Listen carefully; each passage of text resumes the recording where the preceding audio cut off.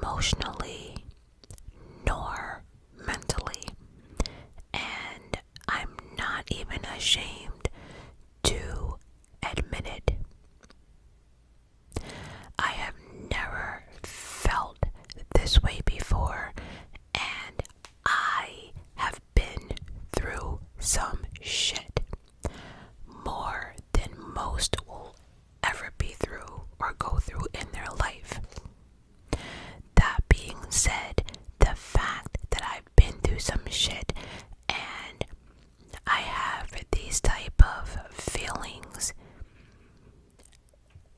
I don't like it, and it's something new.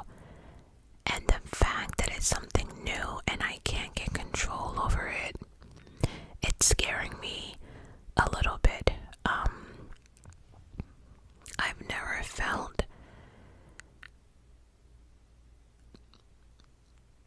I don't want to say alone, but again, these emotions that I have, it's like nobody can help me, and I can't even help myself.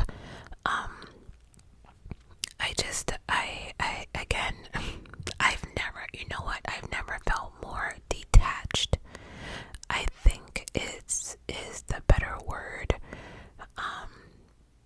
or description. I don't even know, but it's consuming me to the point that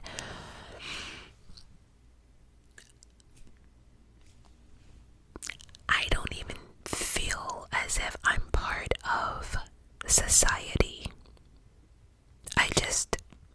I'm just not with it, and again, it's starting to actually scare me. Also, I do know that this Diddy trial is probably not helping.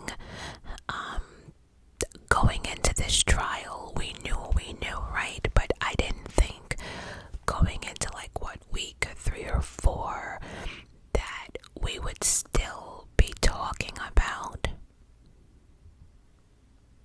the abuse. Some of these stories, especially in today's video, these stories, it's just, I don't know, maybe it's bringing back memories. I don't know. But either way, moving forward, I have no idea how I'm gonna be doing the Diddy trial, because at this prompt moment, not taking anything away from the victims, but it's stressing me the fuck out. The abuse and what these victims have gone through, and then just reading how people are reacting, and just, I don't know, I'm losing faith in the human race, maybe. I don't know, it's just a lot. And again, the last 2 weeks, especially this last week alone, everything has gone wrong. I'm losing control. I don't like it, and I don't know what else to do. And so, I don't know again if I'll be for a few days, a week, 2 weeks. I really don't know. I don't have an answer for anybody, but as of now, Sunday will be the last video I will drop for YouTube for a brief second. I don't know. I don't know. But let's just start. So this will be recap of day 12, 13, 14, and 15. Again, this will be the recap of day 12, 13, 14, and 15 of the Diddy trial. Up first, Mia's testimony is part of the government's racketeering conspiracy charge against Diddy, which accuses him of running a criminal enterprise that facilitated and concealed abuse for 2 decades. Theoretically, her allegations strengthen the government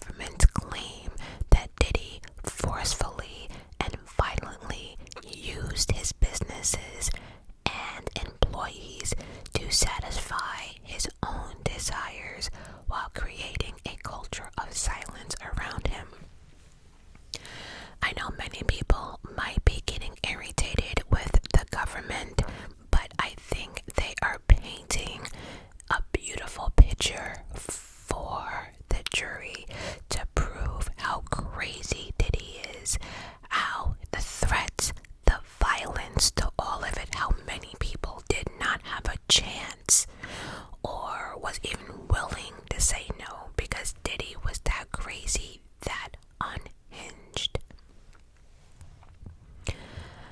So Mia, whose facial features were not rendered by courtroom sketch artists as part of her staying anonymous, testified in a soft voice, looking downward, frequently crying and often twisting something that she was holding in her hands.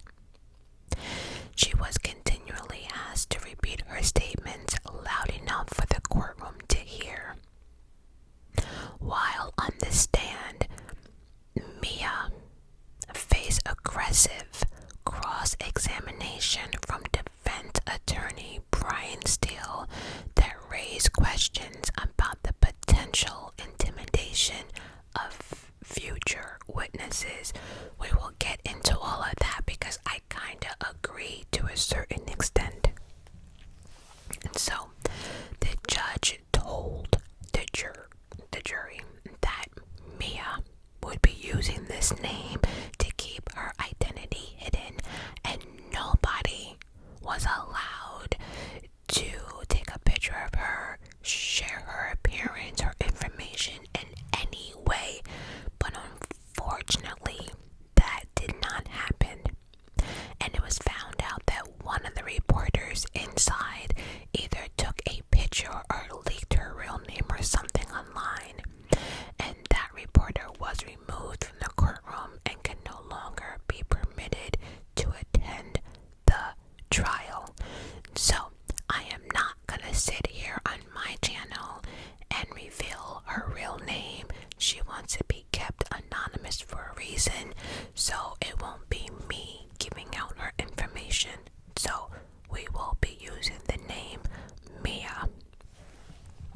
So Mia worked for Combs from 2009 to 2017 and testified that he SA'd her on more than one occasion. She spoke calmly about how it was chaotic and toxic, but also exciting work environment where the highs were really high, but the lows were really, really, really low. She said her work conditions depended on Diddy's mood, alleging that Diddy threw things at her, pushed her against a wall, tossed her into a pool, used a bucket on her head, and slammed her arm into a door. I just want to say something. Anybody that watched MTV, was it MTV I think, or VH1, I don't know, but Making of the Band, anybody that watched Making the Band, I have no idea why anybody would want to work with Diddy. Nothing about that show, not on one season, would say, ooh, working with Diddy must be phenomenal. Nothing. I have no idea who would want to put their resume in.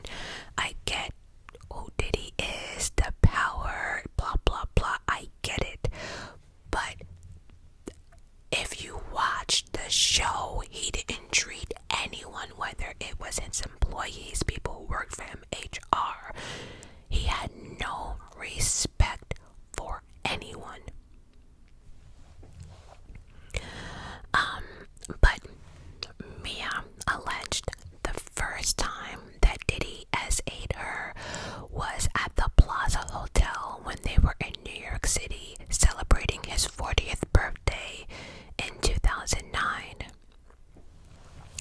She said she recalled having 2 shots that were affecting her a lot more than usual.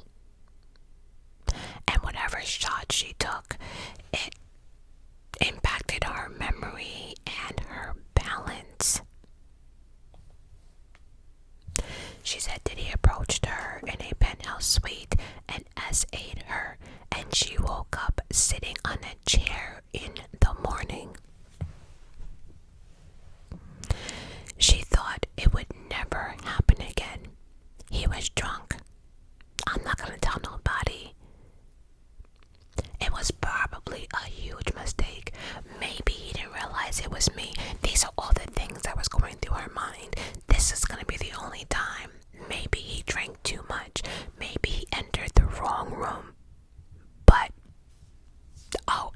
last one is he probably won't remember what happened.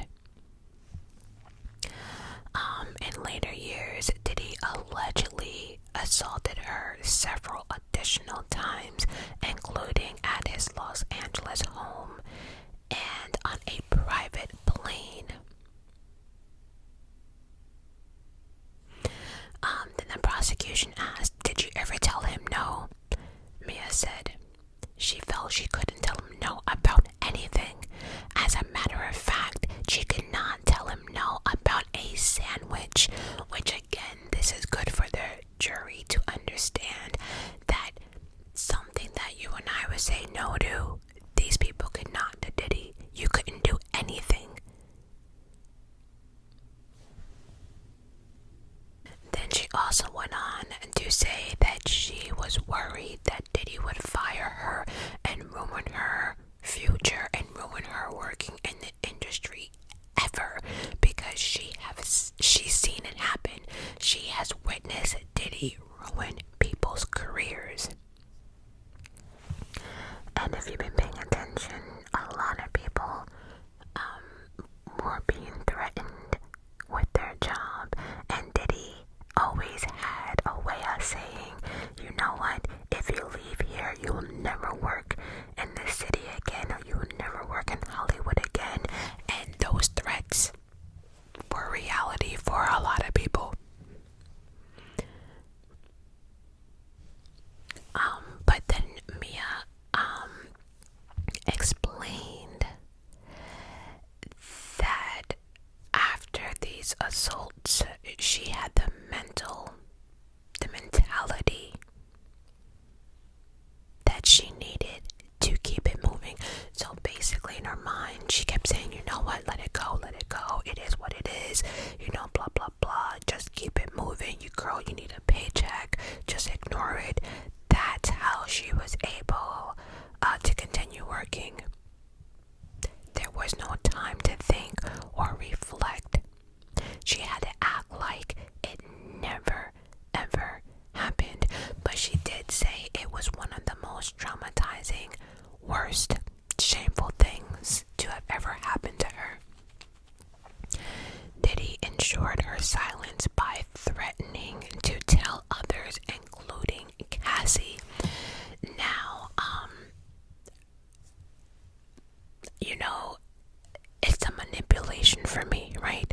Because then Diddy would be like, you know what, I'm gonna tell the world, and I'm gonna tell Cassie, and I'm gonna tell people that you were the initiator. You initiated all these sexual acts, and so who are they gonna believe, me or you? That was like the situation she was in.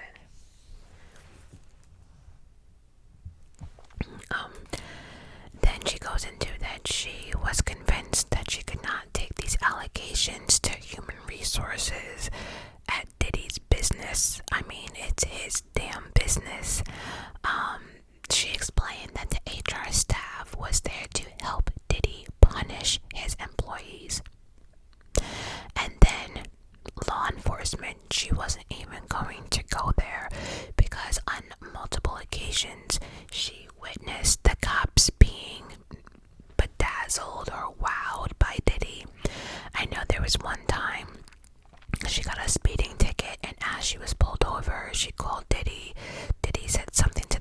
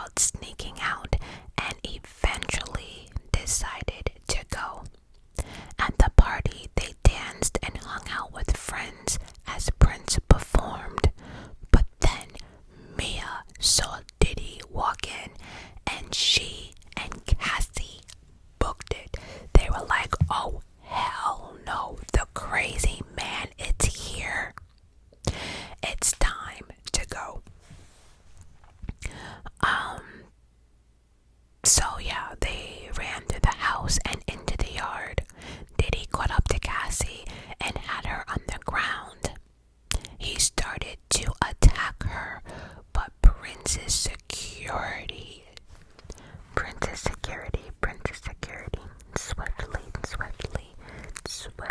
swiftly intervened. I'm happy that Prince's bodyguards did that because, we've heard many times that Diddy's staff, security guards, bodyguards never did anything when Diddy flew out the handle. So, but after that whole Prince incident, the next day, Mia said that she was told that Diddy was suspending her without pay because she was being insubordinate. Yep. Then she spoke about another incident that happened, and this one she really thought that Diddy was going to unalive Cassie. So Mia was with Cassie and Nash at Cassie's Los Angeles apartment, and they were helping her pack for her trip. They heard banging on the door, and a very irate Diddy let himself in with a key and began screaming at Cassie, asking if she had been drinking alcohol and asking her why she was not answering her phone. Then after that, Diddy just started screaming, have you been drinking? And he was asking that guy Nash and asking Mia the same question, along with asking Cassie.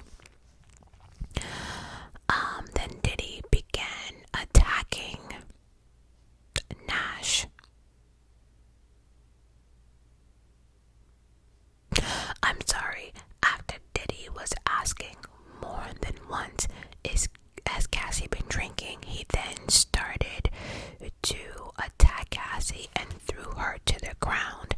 That's when Nash and Mia jumped on Diddy's back, trying to stop this man for basically stomping the shit out of Cassie on the ground. But when people are on drugs or whatever, sometimes they become the Hulk and don't even know their own strength. So at this time, people are jumping on Diddy's back, and he's just like, get off me, flinging them to the wall. They're just, this whole night was a shit show. And Mia said that was the first time she actually realized how much danger she was in. The security guards didn't do shit. Her jumping on Diddy's back, Nash jumping on Diddy's back, and nothing helped. Nobody intervened. Nothing.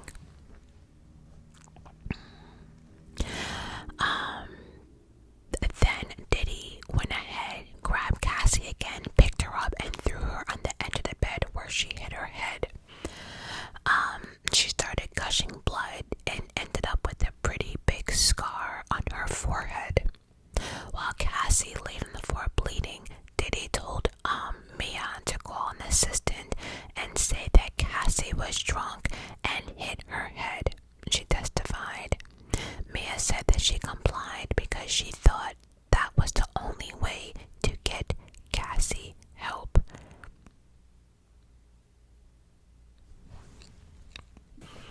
Then she goes on to tell us that she took the job as Diddy assistant because she wanted to break into the entertainment industry. She previously worked with the comedian Mike Myers as his assistant, but was hired by Diddy when she was about 26 years old. Working for Diddy quickly turned inappropriate and even controlling. She even recalls Diddy answering the door in his underwear while she was still interviewing for her position. Am I the only one who can see Diddy answering the door in a robe in church socks and him just being in his underwear? I don't know why I can see that.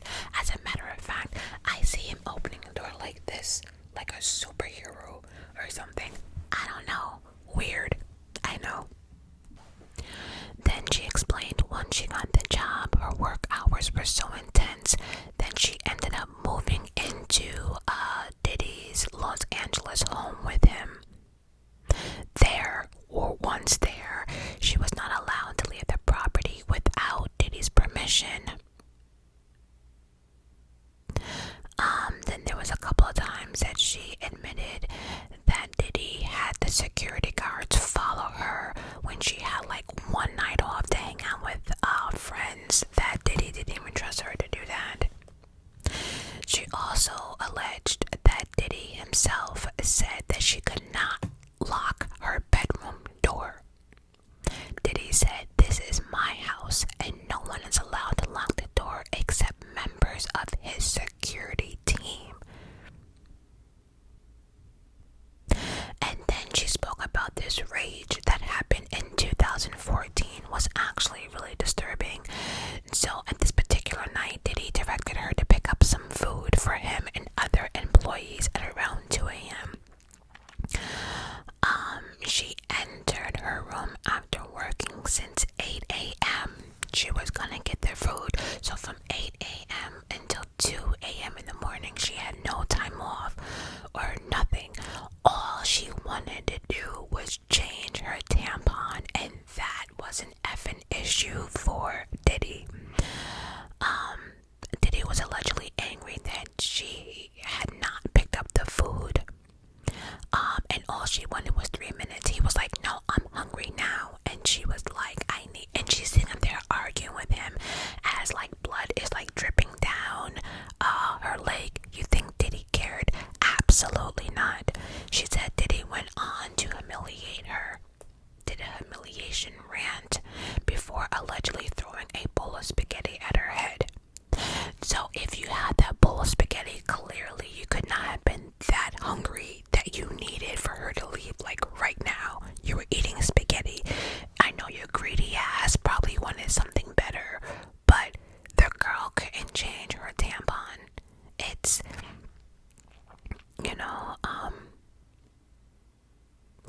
then she recalled a festival known as Burning Man, during which she claimed that Diddy set up three plates of pills, we'll say.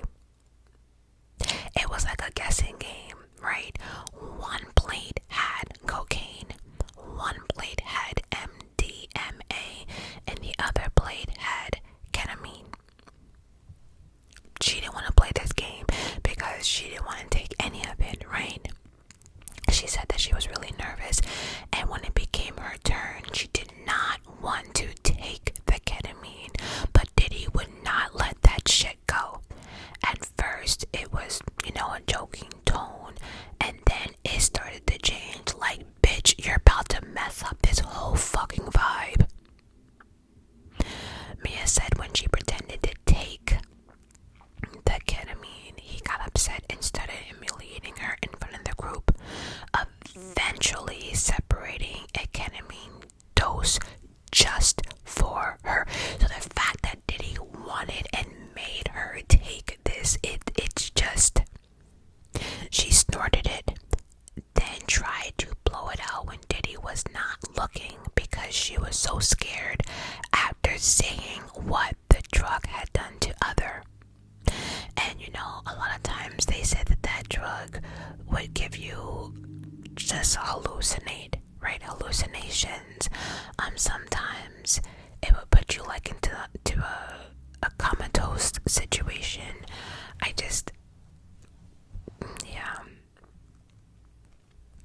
So she also went into what her responsibility was, that she was responsible on these freak-offs, which she actually called hotel nights.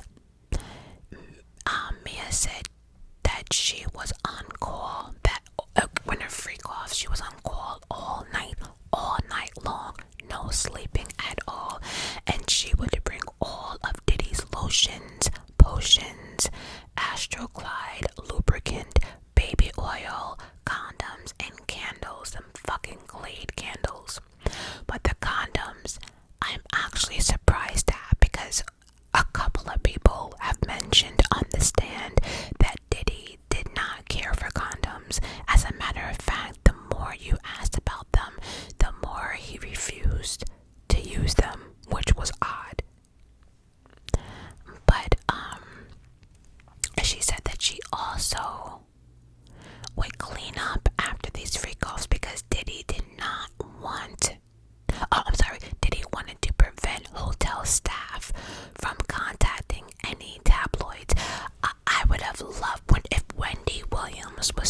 here. I would have loved for Wendy Williams to get that information on what Diddy's hotel room would look like.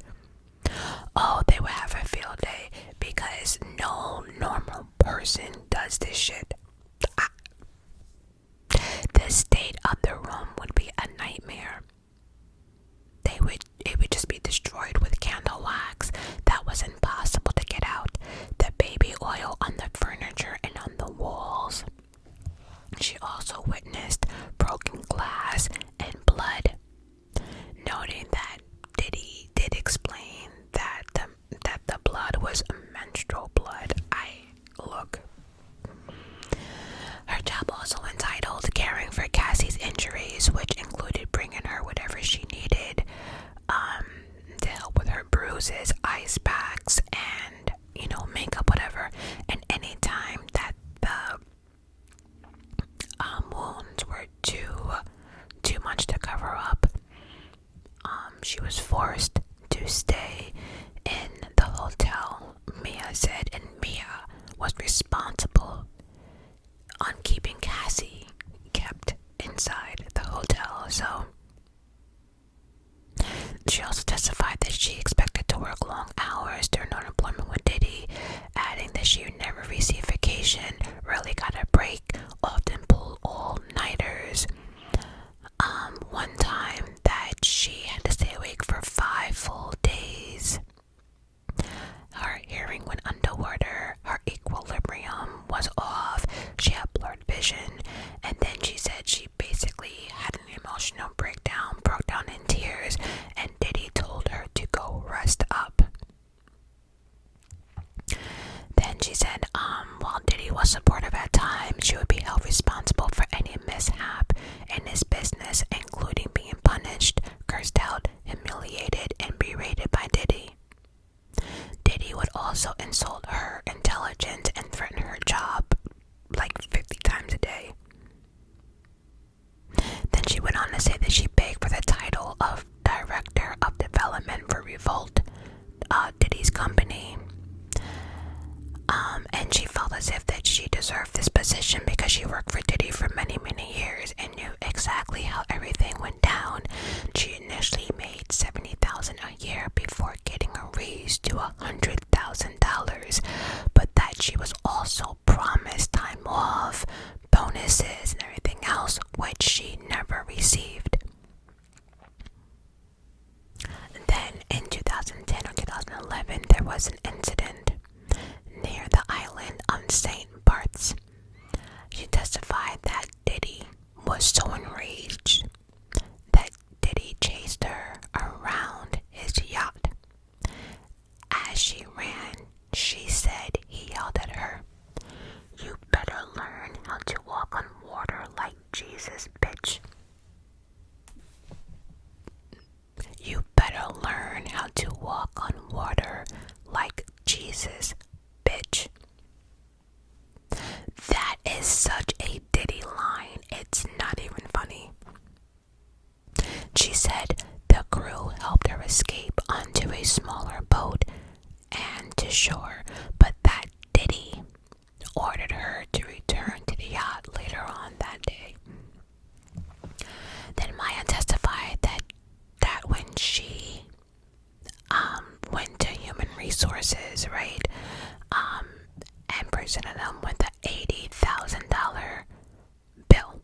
Basically, it was overtime wages that they owed her, just all of it, $80,000 Diddy owed her. And you know what Diddy did?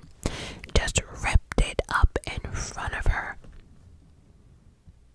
And at this point, she said that she was working like 22-hour shifts. And then he cursed around, extended rants about how incapable she was and how stupid, and he would never pay her nothing, blah, blah, blah, blah, blah, blah, blah. Now the cross-examination. Diddy's team defense attorney, Brian Steele, Mr. Steele was special. He displayed one of the most controversial approaches Diddy team has taken towards a government witness this far. The vast majority of the questioning was about allegations and SA assaults and physical assault and everything else for hours. Over the first 2 days of cross-examination, Steele showed Mia dozens of her personal social media posts that demonstrated a public love, affection, and gratitude towards Diddy. Then she was asked to read all this out loud, and then they were saying, well, for a man who allegedly did everything you just mentioned, why are you praising him on social media? You know, and then she would say that that was part of her job. Part of her job was to amp up Diddy and to promote this and promote that. That was her job. Like, I cannot figure out, and of course Diddy made her do that, but I'm not sure why the defense team would think that she had any other choice, right? But,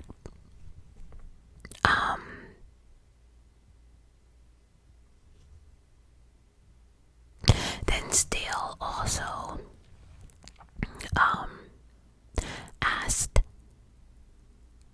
Mia repeatedly why she did not confront Diddy or seek help, suggesting that she fabricated the abuse allegations, and then she went on to say that she was brainwashed. She said no one around batted an eye at Diddy's behavior. And then, you know, which again, she made a good point that she was saying that this happens to a lot of abuse victims.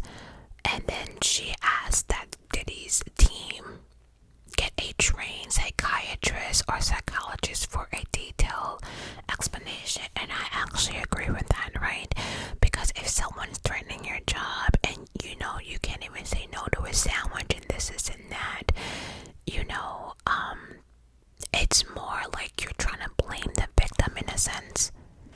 And in a case like this, I think it's very, very, very, very, very important for the jury and people to understand what abuse victims go through and their mentality of it all. And then still repeatedly, like 150 times, asked this young lady if she was lying. And then she also asked why she waited until June 2024, months into her many meetings with the prosecution.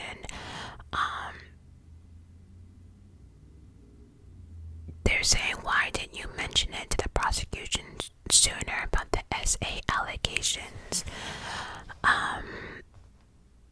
And that Diddy's team was trying to imply that she was part of this Me Too money grab against Diddy.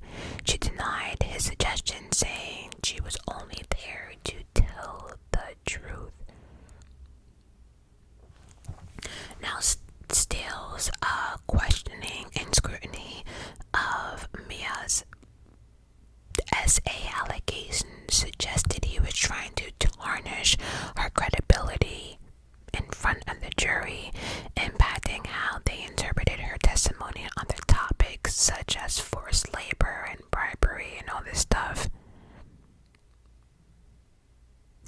Now, during the break, right, the prosecution actually went to the judge and was like, look, Diddy's team needs to chill the fuck out, because the way they are interrogating her and asking questions, and they were so like, I don't know the word I want to use, but I understand that certain questions have to be asked, and I know that this is something that people don't want to hear, or it's a tough topic, but I do agree that when certain topics, you do have to be careful on how you question the victims, right?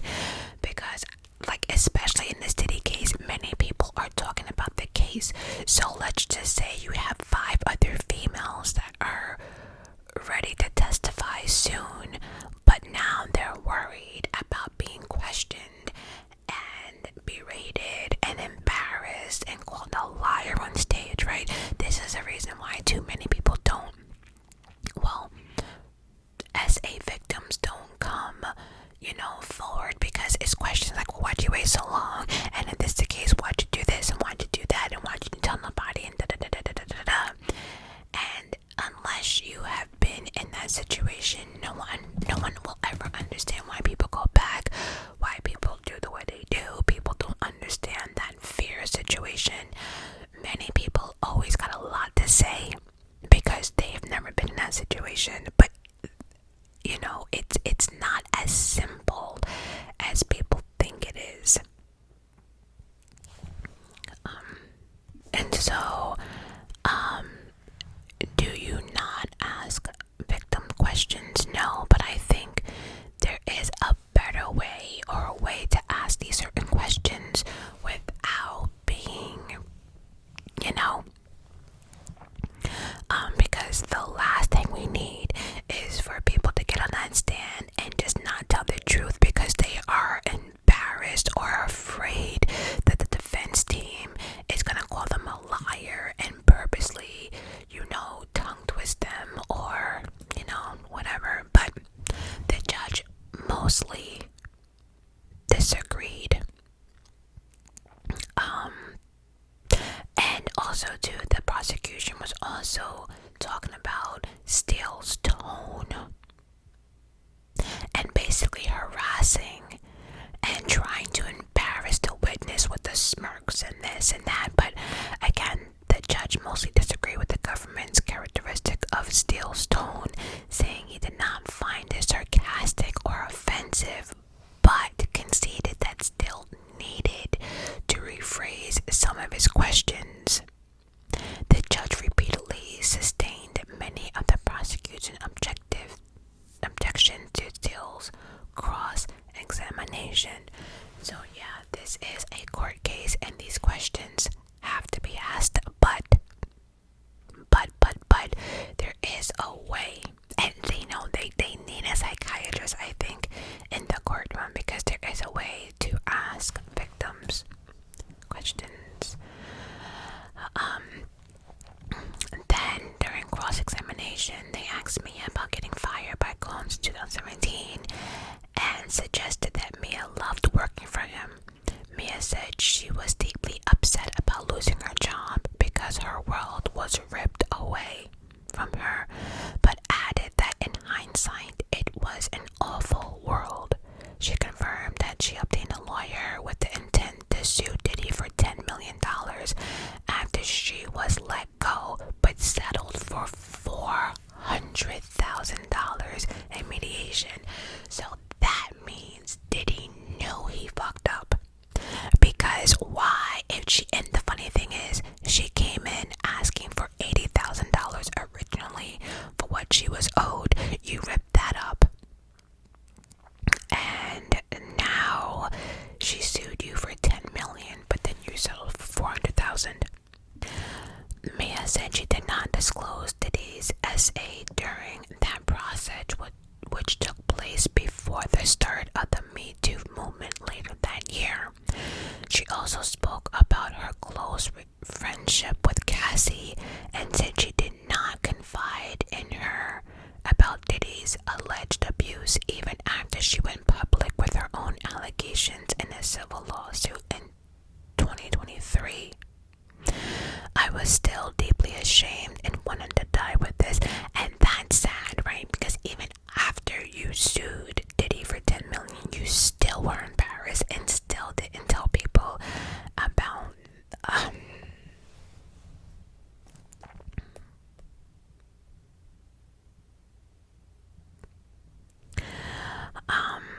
and so that basically, you know, wraps up Mia's testimony.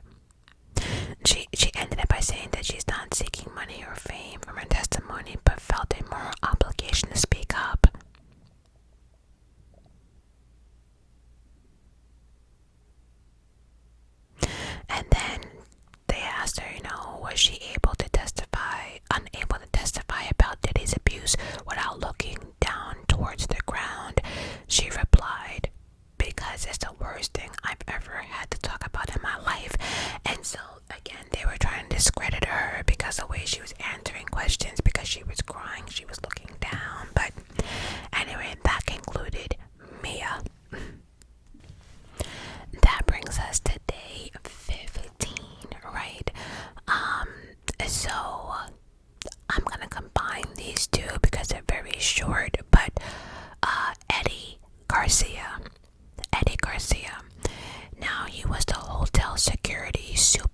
supervisor that testified that Diddy and his team desperately wanted to get the sole copy of the video and prevent it from getting out.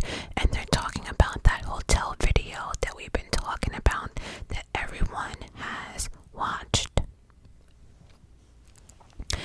In exchange for $100,000 divided amongst members of the hotel security. And then he let us know that he signed a non-disclosure agreement that called for his silence and the destruction of evidence. So then he testified that he was so nervous about the NDA that he did not read it all before he signed it. Diddy presented stacks of cash in a brown paper bag. And with his share, he bought a used car, and his share was $30,000. Then he admitted that he was not initially truthful to the police when he was asked about the assault. On cross-examination, defense pointed out that the NDA did not stop Garcia from speaking about it in legal proceedings, a line of questioning, presumably intended to undermine the government's potential claim of obstruction of justice. Here's the thing, that NDA, I don't know how long NDAs last for, right? But my thing is this is a criminal case and the government is calling you to testify. I don't think NDAs, I think that the NDA would get ripped up if you're getting forced to go to court to, if you are summoned, you have no choice but to talk about it, right? Because we never heard about Eddie Garcia until now. So in my eyes, he kept his mouth shut to where he was supposed to up until this bullshit.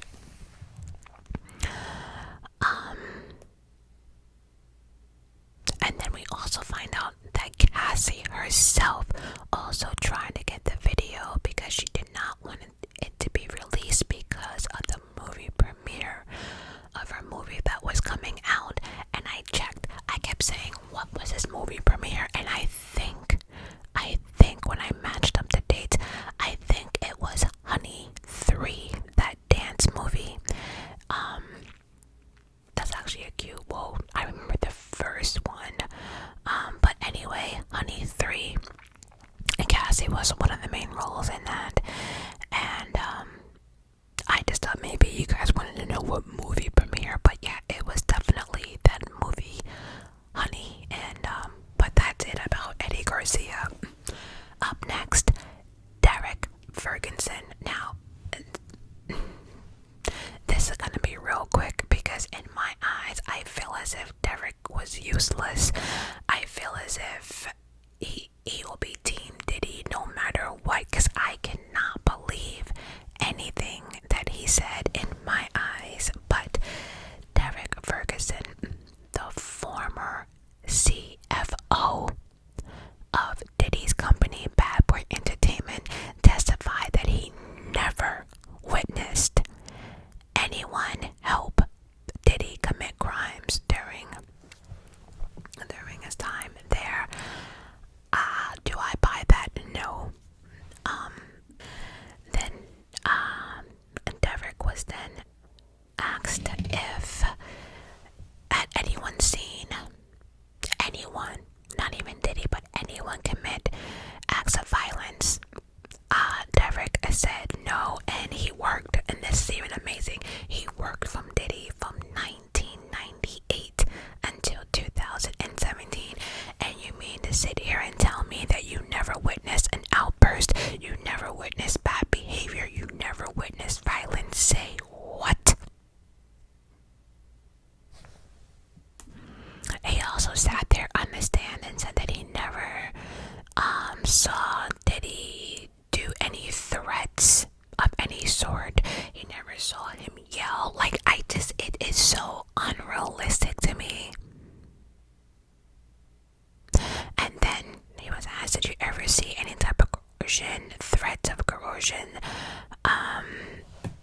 asked them to clarify that, but nope. He said he hadn't seen anything sexual, SA, none of it.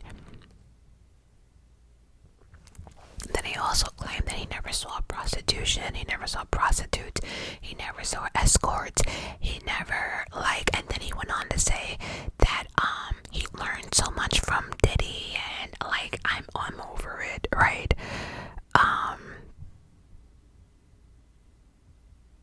And then he also said that Diddy's goals and worth ethic was high and amazing, and are we really out here praising this man? And then this was interesting. He was asked that if he thought highly of Diddy. Then there was a pause, and then he responded, "I don't know how to respond to that." And then during his testimony, the jury was shown a 2011 bank statement from Diddy's company, Bad Boy Entertainment Worldwide. The bank statement showed an outgoing wire transfer of $20,000 to Cassie, and a few weeks later, an income wire transfer of the same amount from Cassie's father. And remember, we discussed that Cassie said that her parents actually paid Diddy money to not release the video from the hotel, and there's just a whole lot of, but then I'm sitting, and so, just to end Derek, stupid ass testimony, he was just explaining how money worked and everything else, but,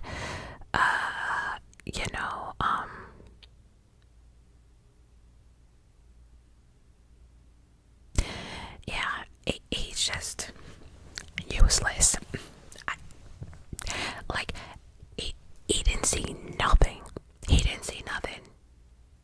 Boy, you better stop playing with us. And lastly,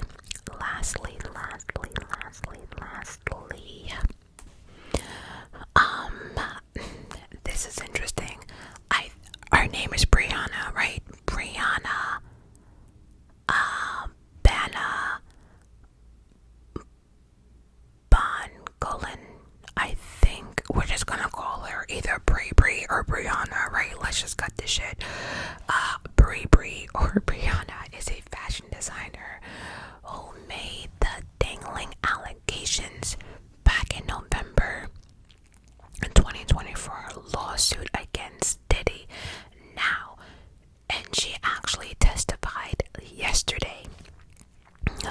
Now you remember I was telling you guys that Cassie was talking about how Diddy actually dangled one of her friends over the balcony.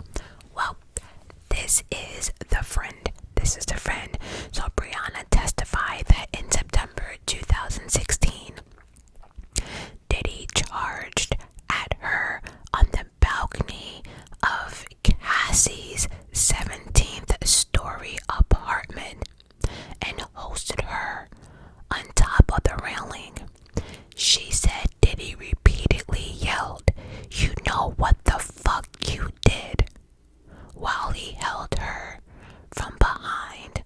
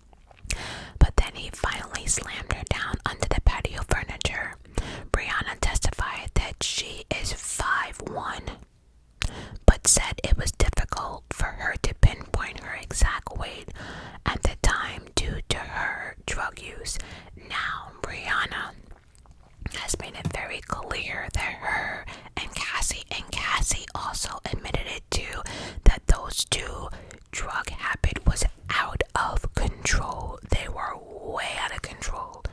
Like, yeah, they were bad. So she never shied away from it. But you'll see why I mention that in a minute. She estimated that she weighed about 100 to 115 pounds during the incident. But in November of 2024 civil lawsuit, she claimed that she was 4'11", weighing over 100 pounds. So I mention all of that because they were really trying to discredit Briana. And basically saying, look, to the jury and judge, she's an addict. She was bad. She couldn't even tell us how much she weighed. Look at the difference from now until back then. She didn't know if she was 5'1" or 4'11". But 4'11" and 5'1", not that big of a difference. And then you're talking about 100 to 115 to opposed to 100 pounds, or maybe a little. We're not really talking about a huge discrepancy here. But they were trying to, tell the jury, look, she don't know what she's talking about. She's just a drug addict. She don't know. She testified that she felt stressed after she heard Diddy banging on the door to Cassie's apartment shortly before the balcony incident, and decided to hide Cassie in the bathroom to spare her from exposure to an anticipated violent outburst from Diddy. And so yeah, that's love. That's love. That's like sharing the abuse. That's love. She's like, you know what, girl, you had enough. Go in the bathroom. I'll take this one. But I don't think she really understood. Like, yeah. Then the prosecutor showed photos of Briana's injuries from the incident, including a large bruising and contusion on her upper leg. Another photo showed her wearing a neck brace with bandages all over her back. Earlier in her testimony, she also recalled Diddy once randomly threatened to unalive her during a beach photo shoot. He approached her and said to her something along the lines of, "I'm the devil and I could kill you." This is what Briana is testifying to. She said she couldn't say whether or not Diddy was high during the beach incident, but said it was likely she had done cocaine that day. She said, "I was terrified, but because of the cocaine, I had a little confidence and just brushed it off." Then Cassie also referred to the balcony incident in her lawsuit as well.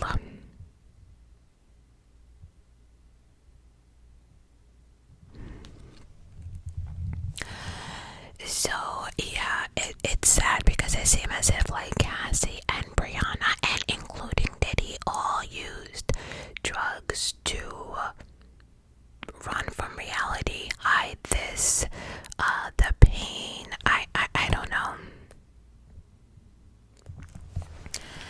Then Briana also told about an incident when she saw Diddy hurl a knife at Cassie, which they said, okay, so once Diddy threw the knife at Cassie, what did Cassie do? Oh baby, she said that Cassie took that knife and threw it right back at him. I hear that shit because there always comes a time when the person getting abused would just snap, like, you know what, fuck that. And look, I wish she got his ear. I really wish she got his ear when she threw that knife back.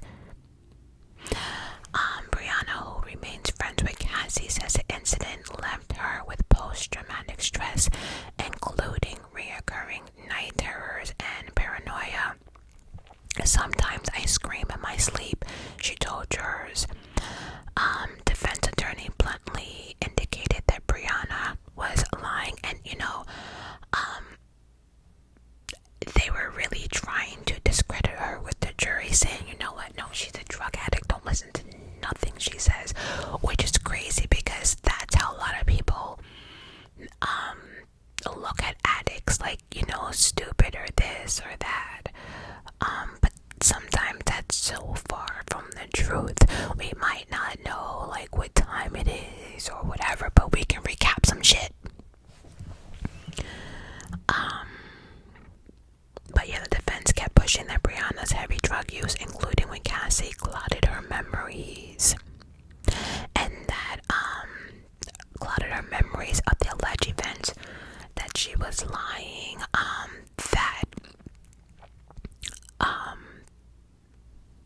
that this whole thing took place when Cassie did her civil suit, that the defense was saying that Briana and Cassie sat down to make sure they got their story straight, and then they both filed their suit. And I also want to mention that Briana was testifying under immunity order that protects her from incriminating herself in anything if she speaks truthfully. So at this point, I'm not really sure why she would lie. She's safe